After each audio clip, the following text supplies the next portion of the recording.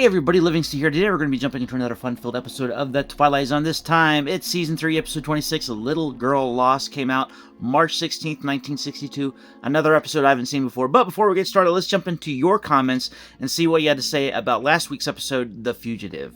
Kendall Square says, this episode I must have missed. It's a good episode and it has a happy ending. That's very true. It does have a happy ending. Definitely enjoyed this one. And it's one of those happy endings where I actually enjoy, typically when the Twilight Zone ends happily or has a happy kind of thing about it. It typically isn't one of my favorites of the season. This one ended up being pretty decent. I enjoyed the nice little twist at the end. It kind of threw a little curveball at you with the guys that were chasing after them weren't actually G-men, they were aliens, and they were the helpers of the one that they were chasing after. The one he was chasing after were their king, and it's pretty cool to see that. I still am surprised sometimes, depending on what story it is in the Twilight Zone. Reyes, 1984, I don't even know if I'm saying that right, sorry if it's wrong. Much copied episode up next. Well, we're about to watch it, so I guess I'll find out exactly what you mean by that. Jonathan Stein says, while it's a fun little episode, I feel like some parts haven't aged very well. I think these days more people would be antsy about an old man hanging around a bunch of children he's not related to, and the sudden romance angle at the end doesn't seem right with the fact that even if he's not really an old man, he's still older than her. True, I was caught a little off guard when it came to that ending, didn't know how to really take it when she was falling. It looked like she was like stating, I love you, you know, don't leave me here, I want to go with you, and the way they were kind of close, and I don't know, there were some things in the past, like maybe the 1950s and 60s. I remember there being an episode of The Rifleman when I was watching it with my dad, and there was a part where the rifleman and his son get separated at some point. I think the son gets taken away, and then they end up finding each other at the end, and they like run towards each other and grasp, and their father and son, and their heads are like right here, like this is his head and this is his father's head, and their mouths are open, and they're like, oh Dad, I missed you so much. And I'm sitting there going, what the hell? And my dad's sitting there going, I don't remember it being this way. It just came off with a little bit of sexual innuendo there. I mean, I don't know how to take it, but it seems to happen a lot in a lot of older things, and sometimes it's like, what a great story, and then you can't come across that scene, you're like, oh no. So you just don't know how to take it sometimes. This one didn't go that far into what I just gave it as an example, but it's definitely something that kind of made me go, The Destroyer 0616 says, as a kid watching this episode in the 60s at the end, I remember saying to myself, how can an alien race be so advanced to not be able to tell a human from one of their own? Other than that plot hole, I found it a pleasing fairy tale complete with the standard evil stepmother. Yeah, I mean, you gotta have an evil stepmother in this situation. It just makes it more the while for you to understand why the girl wants to leave home. If she ended up being the best aunt in the world, then you'd be like, hey, wait, why are you leaving? Why are you bailing on this planet and your family and everything? It just doesn't make any sense. But, yeah, it's just one of those tropes that you see that when somebody's wanting to escape home, you got to give them a reason to escape onto another galaxy she's wanting to go to with this alien being that she really loves in a very weird way. Anyways, that's all for all the comments. Very much appreciated. Don't forget to like, share, and subscribe to continue on watching Twilight Zone as well as everything else that we're doing on this channel. And with all that being said, let's jump into it and see what we're getting into. The Twilight Zone.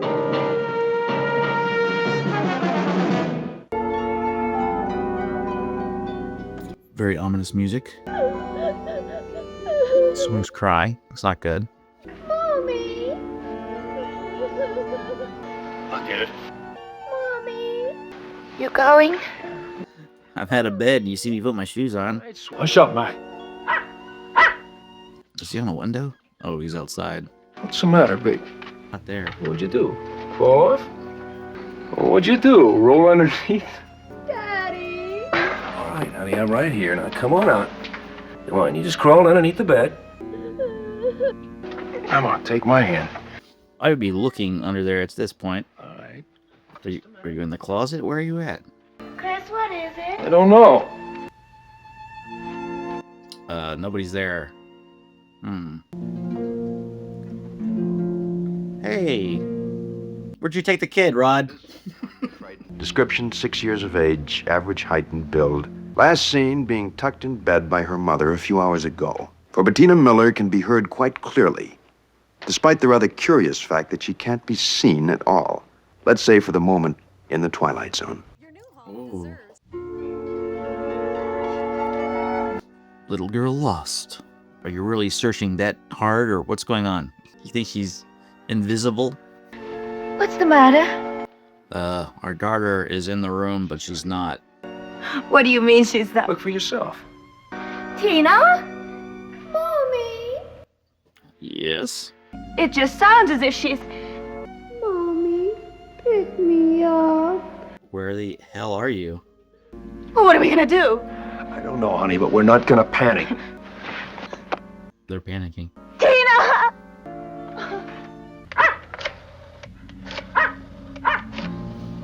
This is giving me poltergeist feeling, but like they took the initial thought of this episode and said, you know what? Let's actually give her a destination like she's inside the television or her voice is coming from the television or any kind of electronic device. Tina's here, But but she's not here. that sounds weird.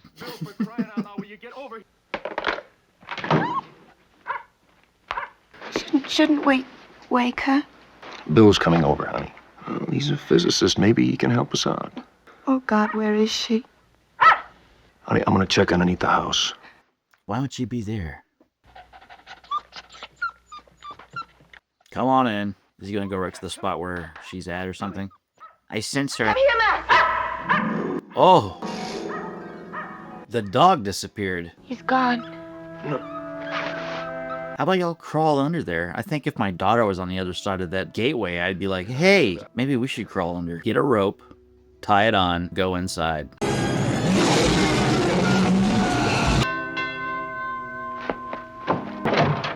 What's up, Chris? Tina woke us up with her crying. Let's move the bed. Oh, Bill, where is she? I'm about to lose my mind. Oh, we better mark where the legs go. Still there? Yes. Felt all over here. Yes. And? Nothing. What are you looking for? Weird feeling. The opening to what? Another dimension? I'm not sure, Ruth. What? It was as if you were going to step on her. No. Is it in the wall? Is it with the bed? Are you sure that you felt all over here? Well, maybe not every single inch. Oh, wait. Yep, the wall. Try the wall. It was under the bed. Oh, look at their effect. The opening To where? to another dimension. Another what? Dimension? Tina must have fallen out of bed, accidentally rolled under. It's a hell of a way to roll. Gone through. Doorway. An opening. Door opening. Has this opening always been here? It might have been. Well, how'd they paint the wall? I doubt it, though. There you go. I'm no expert on this. Kind of looks cockeyed. It's not an actual door, but whoever made it didn't like right angles. Rarely, I'd say. What did that do? Making more lines for what reason? There it is. We already knew where it was at. I can't hear her anymore. It's not good. Tina! Tina! Well, if your hand can go in there, won't you stick your head in there, you know? Start moving around. Move around, move around. See if you can hear her, or...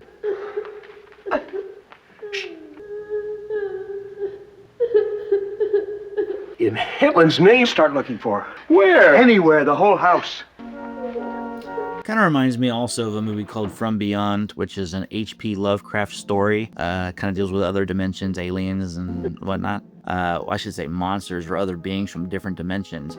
Because it was like that, but the only way you can get into the other dimension is to actually have a different frequency play where it like harmonically links both our dimension and the other dimension, and it shows what terrors lie in the other dimension and what it can do to a person. It's like all these stories are somewhat linked in a way. I think H.P. Lovecraft was before Twilight Zone, but it definitely, like, maybe they took inspiration from it.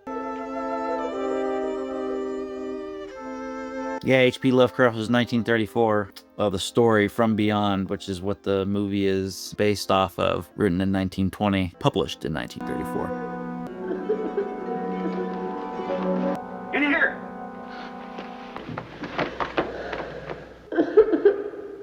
What is that? Is that the radio?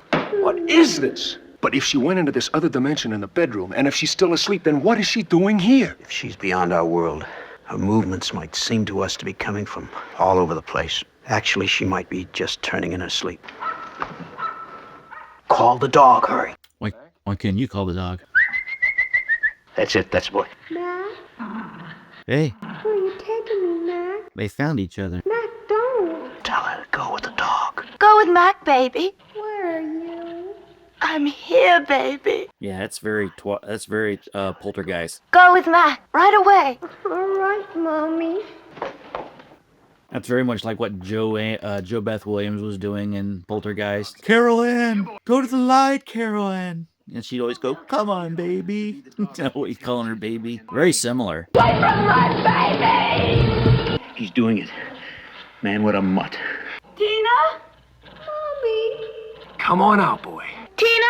Mac, bring her out! Hurry up, Mac. Here, we're right here. Go upstairs. Tina, take my hand. Crystal. I can't see it, Daddy. Here, honey. Feel around. Oh, we get to see the other side. Let her come to you, Chris. Call her. Tina, Daddy. Almost there. come to the sound of my voice. That might not work, Chris. Where are you? I'm here, baby! Grab one of Mac's nice. Hurry up, Chris. Yeah, this is disorienting. I would definitely understand why you wouldn't be able to find the actual entrance or exit of this place. Don't let go. Where are you, Daddy? Come on, bring her here. Where are you, Daddy? We'll be with her in a minute, honey. Hand me. Come on, Mac. I think we're gonna have a happy ending. Can you see her? I don't know. Yes. Come on. Come on. That's right. Close. Okay, I got him. I got Tina. All right, now let's get back inside. Yeah, well, what are you gonna do? Tina! Got her. Oh, I gotta get her out of this room. What happened? I pulled you out. Well, how could you see me? Half of you was still here. You mean to say you had hold of me all this time? That's right. It's weird. You know, I didn't even feel you. Say, listen, why didn't you want me to reach in there? And how come I kept telling you to hurry? It's starting to close. Oh, That's why. Another few seconds and half of you would have been here and the other half... that wouldn't have been good. The other half, where? The fourth dimension? I like that. That was good. Very subtle, like, oh crap. How close you were to death and didn't realize it. No result was ever achieved, except perhaps a little more respect for and uncertainty about the mechanisms of the Twilight Zone. Well, that was Little Girl Lost. Very interesting episode. I actually enjoyed that immensely in comparison to a lot of episodes that I've seen so far in Season 3. It was very simple. We only had 4 characters, 5 if you include the dog. I definitely liked how it did a lot of comparisons with this and Poltergeist. I was pulling a lot of things from that, as well as the movie From Beyond, and definitely both enjoyable shows and movie involved, as well as this episode that it seems like they're all intermixed with one another, getting a lot of comparisons between the 3, and I'm sure we can compare to multiple other films out there as well that deals with multi-dimensional travels, like maybe Sliders, the television show that was in the 90s. I mean, there's so many different things you can probably pull out, as well as Fringe. The MCU deals with all the other dimensions or alternate dimensions as well. This was like a 4th or 5th or different plateau of dimension. Those are more like alternate realities, I guess. But yeah, this one, the only ties I can do with is the movie Poltergeist, as well as the movie From Beyond. And those, one's dealing with creatures from a different dimension, and the other one is dealing with ghosts, which I guess a lot of people believe is a different plane altogether, a different dimension. So I definitely loved this episode, and this could potentially end up in my top 5 just because I enjoyed it so much and how they executed it. Very simplistic in the way they did the storytelling, as well as a lot of Twilight Zone episodes. But I just like how it all was involved within a house, and you only had so many characters involved, and you were, or at least I was, very much invested in what was going on, and was hoping for a happy ending, like I do with a lot of Twilight Zone episodes. So I'm glad that it did end on a happy note, And I mean, it came very close to ending on a sad note, and it could have gone either way, really. Because if it ended up closing and leaving Tina and half her father in the other dimension, that could have also gone as well, along with a lot of other Twilight Zone episodes that we have come across so far, and hopefully we will get to come across in the future. With all that being said, let me know comment below what you thought about this episode. Now let's get into some trivia and see what it took to get this episode off the ground. According to an interview in the book The Twilight Zone Companion, written by Richard Matheson, based this story on a real-life occurrence involving his own daughter, said Matheson, "She cried out one night and I went to where she was and couldn't find her anywhere. Couldn't find her on the bed. I couldn't find her on the ground. She had fallen off and rolled all the way under the bed against the wall. At first, even when I felt under the bed, I could reach her. It was bizarre, and that's where I got the idea." Well, definitely is something that I've come across in my life. I remember being inside this barn. I lived in an apartment, and the barn itself was about 50 foot long, so I had to go close the barn door, and when I closed the barn door, I had my apartment door closed as well, and I can only see the white outline of the light coming in from the other, from inside my apartment. And everything else was just pitch black. So all I can see was that rectangle in the distance, and I'm sitting there thinking the worst possible things are in the darkness lurking behind me. And as I walked toward the door, and that rectangle was getting bigger, I was going faster and faster, believing that there's this hand following me towards the door. And I just was trying my best to get there. And as soon as I opened the door, I turned around and looked and went, "Oh, thank God there's nothing there." But man, my brain was playing tricks with me. And yeah, I was thinking horrible things until I got into the light. Writer Richard Matheson named the mother and daughter in the story after his own wife and daughter. That's always good to do when you have a writer's credit. The only Twilight Zone episode for the score writer to be credited before the director for the vitality of the episode's music. Yeah, it was it was one of those episodes that I really enjoyed the music. I think it did a good job with building the tension and whatnot. So yeah, definitely a good job there. Tracy Stratford, who played Tina Miller, later appeared in Living Doll 1963 about a doll named Talkie Tina. Charles Admin, who plays Bill, would later serve as the narrator of The Twilight Zone during its first 2 seasons. Well, that's cool. Guess we'll hear more of him when we get to that. Spoofed in the Treehouse of Horror 6 1995 segment Homer 3. The street scene at the end is a staple used in numerous other Twilight Zone episodes. This episode's premise may have served as inspiration for the film Poltergeist 1982. Although she doesn't supply the voice calling for her parents to find her in her role of Tina here, Tracy Stratford would 3 years later provide the cartoon voice of Lucy Van Pelt in A Charlie Brown Christmas 1965. The actors playing the parents of the missing girl in this episode, Robert Sampson and Sarah Marshall, were born 15 days apart on May 10th and 25th, 1933, and each would die on the date January 18th, Marshall in 2014 at the age of 80, and Sampson in 2020 at the age of 86. That shared date of death was one day before the birthday of Tracy Stratford, the young actress playing their missing daughter. Born on January 19th, 1955, her role voiced by a significantly older actress, Rhoda Williams. Sampson and Marshall, incidentally, would each later have a notable guest role on Star Trek. Sampson as SAR 6 in A Taste of Armageddon, and Marshall as Dr. Janet Wallace in The Deadly Years, 1967. The shots of the hand passing through the wall were done in the camera. The wall was in 2 pieces with a gap in between and then flooded with so much light that it appeared solid at the proper camera angle. Interesting. Didn't even know that was possible. Well, that's it for this episode. Let me know, comment below what you thought of it, and don't forget to like, share, and subscribe. Until next time, see you later.